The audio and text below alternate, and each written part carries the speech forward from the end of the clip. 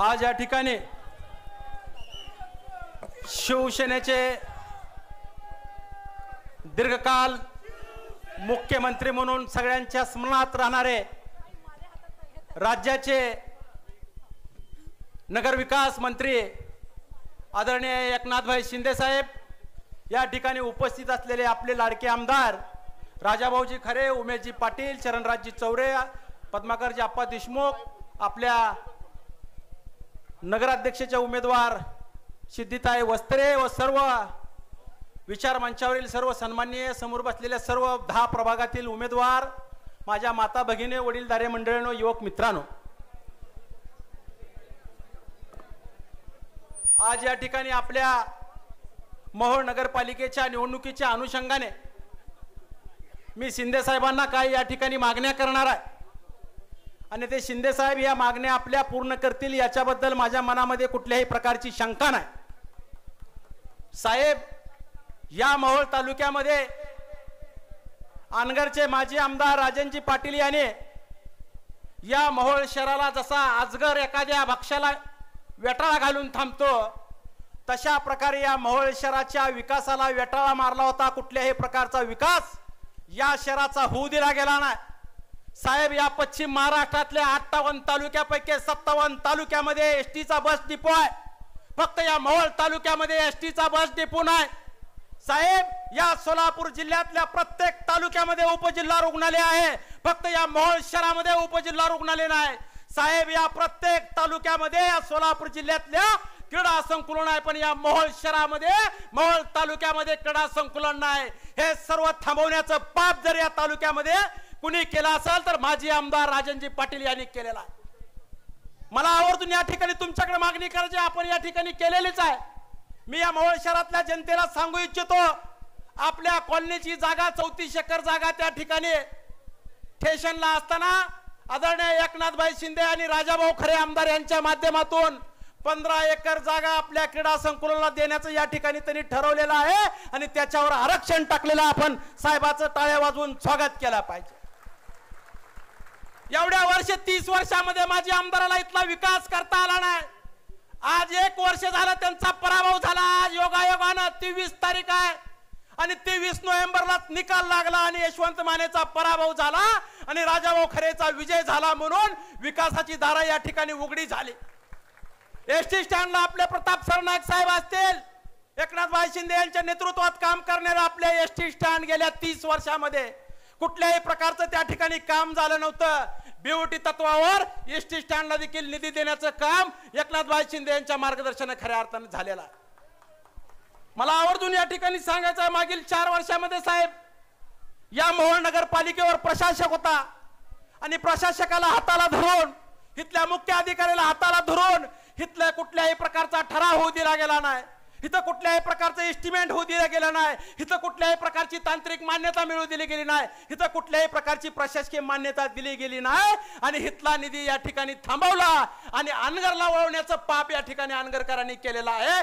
म्हणून मागील 4 वर्षाचा बॅकलॉग भरून काढण्यासाठी आम्हाला तुमच्याकडून या ठिकाणी अपेक्षा आहे, या मोहोळ शहरातल्या रस्त्यासाठी असेल, या मोहोळ शहरातल्या पाण्यासाठी असेल, या मोहोळ शहरातल्या क्रीडा संकुलासाठी असेल, या मोहोळ शहरातल्या उपजिल्हा रुग्णालयासाठी असेल, याच्यासाठी आपल्याकडून निधी पाहिजे अशा प्रकारची मागणी आपल्याकडून या ठिकाणी करत आहे। या मोहोळ शहराची 40 ते 45 हजार लोकसंख्या, या ठिकाणी मागील 93 वर्षामध्ये फक्त 9 लाख लिटर स्टोरेज क्षमता, पाणी क्षमता होती, पण रमेश बारसकर नगराध्यक्ष झाला आणि त्यांनी या ठिकाणी 2 टाक्या बांधल्या, एक 14 लाख लिटरची, 9 लाख लिटरची आणि एक 5 लाख लिटरची।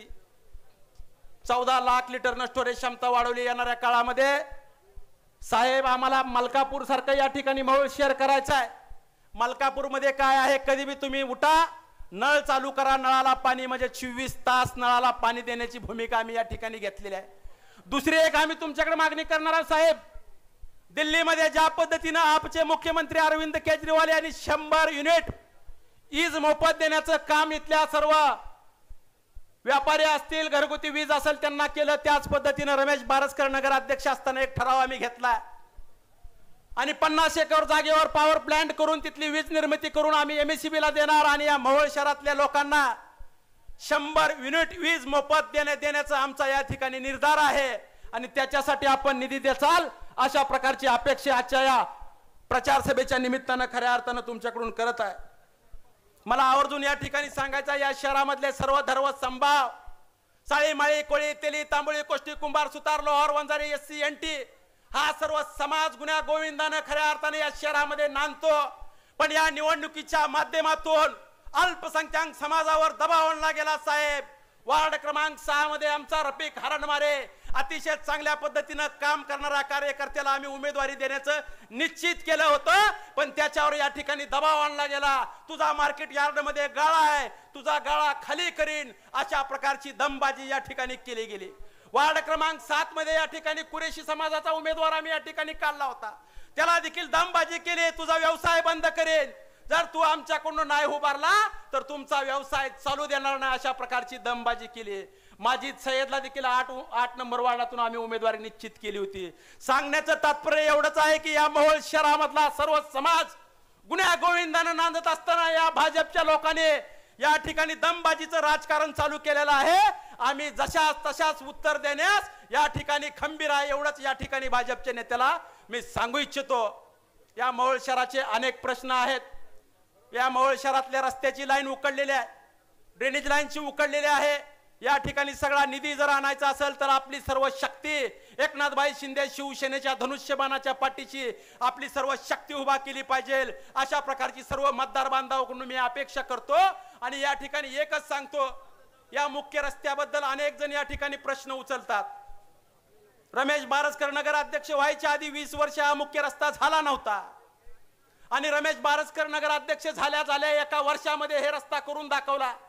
परत तिथून 9 वर्ष निवडणूक लागली नाही, म्हणजे पहिलं 20 आणि परतचं 9, 29 वर्षामध्ये एकदाच रस्ता झाला, आणि ते बी रमेश बारसकरांनी केला.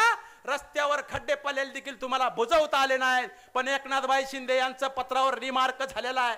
16 कोटी रुपयाचा रस्ता मोहोळ स्टँड ते स्टेशन हा येणाऱ्या काळामध्ये तुम्हाला पाहायला मिळेल. आणि आपली सर्व ताकद, आपली सर्व शक्ती आपल्या शहराचे प्रश्न सोडवायचे असतील, आपल्या तरुणांचे प्रश्न सोडवायचे असतील, महिलांचे प्रश्न सोडवायचे असतील, वयस्कर माणसांचे प्रश्न सोडवायचे असतील, लहान मुलांचे प्रश्न सोडवायचे असतील, तर आपली शक्ती शिवसेनेच्या पाठीशी आपण भक्कमपणे उभा केली पाहिजे, अशा प्रकारची अपेक्षा आपल्याकडून या ठिकाणी करतो. व पुन्हा एकदा या ठिकाणी सर्व शक्तीनिशी आपण धनुष्यबाणाच्या पाठीशी खंबीरपणे उभा राहावं, अशा प्रकारची अपेक्षा आपल्याकडून या ठिकाणी करतो. साहेबाला पुढे जायचं आहे, बोलण्यासारखं भरपूर आहे, पण या ठिकाणी साहेबाला सांगोल्याची सभा असल्यामुळं माझं या ठिकाणी लांबलेलं भाषण इथंच थांबवतो. जय हिंद, जय महाराष्ट्र. इथल्या न्याय हक्कासाठी लढणारे तरुण आणि तडफदार नेतृत्व असलेले